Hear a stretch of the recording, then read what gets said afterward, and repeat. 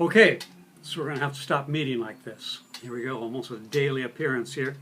So today, spectacular, absolutely spectacular, Selmer MK VI tenor saxophone. This is the holy grail, I call it, of the saxophone world. This is what everybody wants. Get out of here. There we go. But this horn was bought brand new, 1973. It's number 215 and change, and played for a couple of years in college, and then it went into the closet. So this is your proverbial closet horn. I call them players' horns, closet horns. Players' horns, usually the lacquer's gone, they've been beat up, they've been gigged and been, drug around the world. This one spent most of its life in a closet, taken out occasionally a couple times a year, and played by the owner and the owner's sister, who's a professional saxophone player. That comes back to the West Coast once in a while and plays it, and when she's out here visiting. So probably about 90% original pads, bottom E flat, and a couple of years ago I replaced the palm key pads on it. And the original pads are still sealing like crazy. You can tell the original pads, they've got the lacquer around the outside edges. You can see the shiny lacquer, where the last step before they shipped them, they sprayed the whole thing with clear lacquer over the gold lacquer.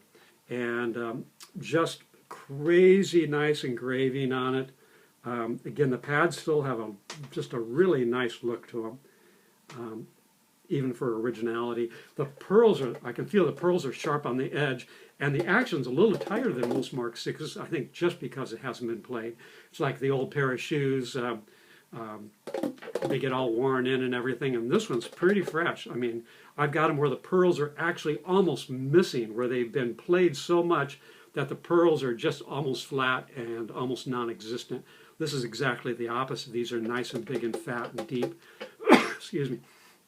So, again, just lacquers, probably 95, maybe plus %. The only scratch is right in here, right where it hits the chair. You can tell that's right where you're sitting, right there against you. The neck, the only downside in this horn, it looks like the neck had some damage at one time. It was very nicely taken care of. It's nicely round, but you can see where it's been burnished on both sides of the neck. So really typical. People just cram the mouthpiece on and tend to pull the neck down, or it gets dropped or something. So anyhow, you can see a little abrasion on the neck there, but it still doesn't affect the way it plays now. It was very nicely taken care of. Again, this is what I call an investment quality horn. This is the one where, somebody that's got the finances can just buy it, play it, maybe just leave it around, play it around the house, maybe a studio once in a while. Almost too nice to take on a gig. But, where can you put your money and make 10% a year? I'd say 10% a year appreciation on this, maybe more. So, anyhow, the bottom bows, usually where you get all the dents down here, usually that bottom guard's been resoldered. I think there's been one resolder on the low B-flat guard here. There's 1 foot that's been resoldered. And the rest of it is just really, really clean. Unfortunately, the owner had a stroke and can no longer play it. It's the only way these come up for sale is somebody goes to big band heaven or is physically incapacitated where they can't play anymore. So again, purchased brand new. It's got the original tray pack case in good shape, the big zipper tray pack case, original case to the saxophone. So anyhow, there it is. And the best part, there's just no substitute. There's horns that play wonderful, horns that look wonderful, but the sound is just the whole thing. It's kind of nice. He's got one of those Oleg risers on here. These are about $40, but it just puts that D key right in your palm, right here, which makes it a little more accessible. I've got the little rubber things on mine because I'm too cheap to buy the nice Oleg ones. And I checked it on the tuner. It's probably one of the most in-tuned Mark VI's, my personal one's a 103, and the intonation is just all over the board. And this one, the intonation is actually really nice, which is nice about these later models. They do tend to play a little better in tune than the older ones.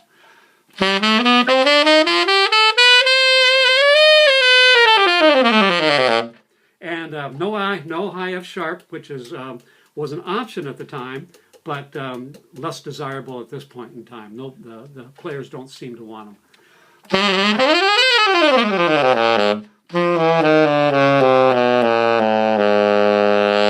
Again, real firm all the way down to that low B flat.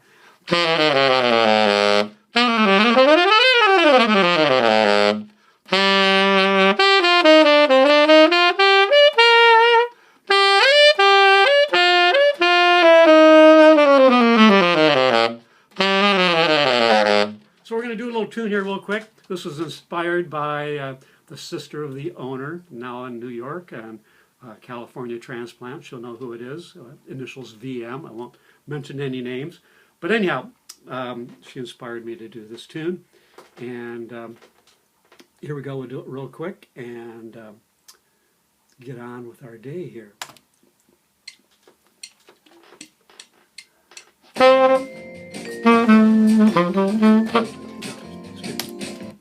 I don't want the melody on there. Let's get rid of that little hokey melody.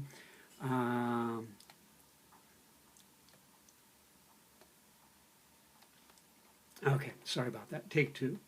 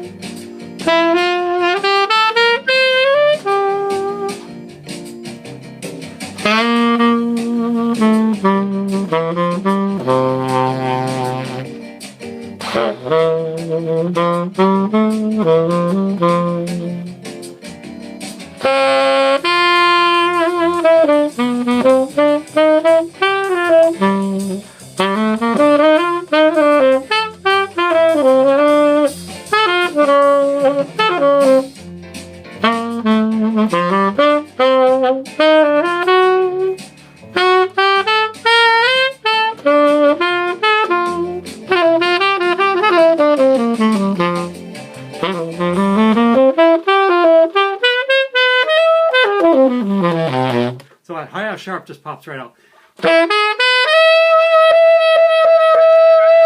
Comes in a little better tune with that F key down.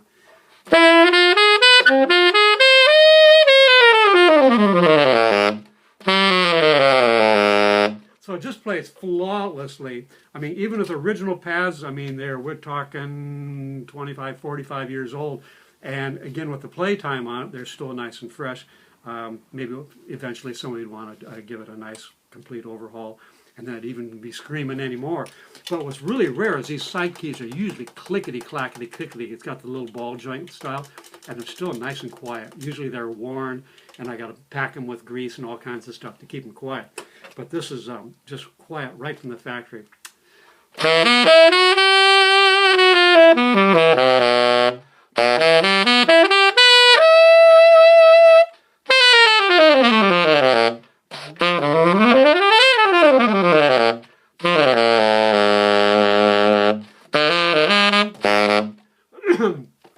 So it screams. Again, in just crazy, crazy, crazy nice condition. You just don't see them very often. I mean, if some of these are outplayed on the road, it's just impossible to keep them in this just pristine condition. So anyhow, very fairly priced. You can check for cool close-up pictures at my webpage, www.stevegraysaxes.com. That's STVEGRAY, Saxes, SAXES.com. So there you go. Beautiful, beautiful. I mean, you just don't see them like this anymore. The engraving is just absolutely stunning.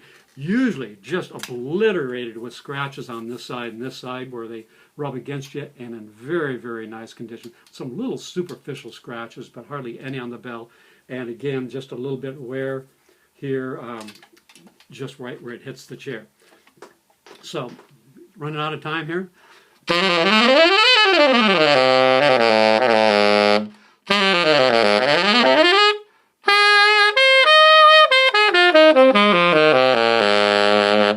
that B flat is just, I mean, it's just shaking.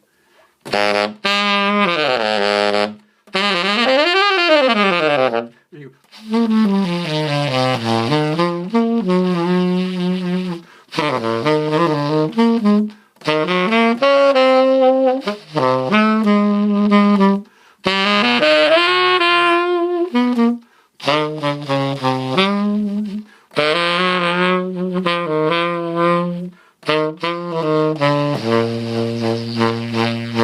oh man, don't want to quit, but got to keep it under the time limit here.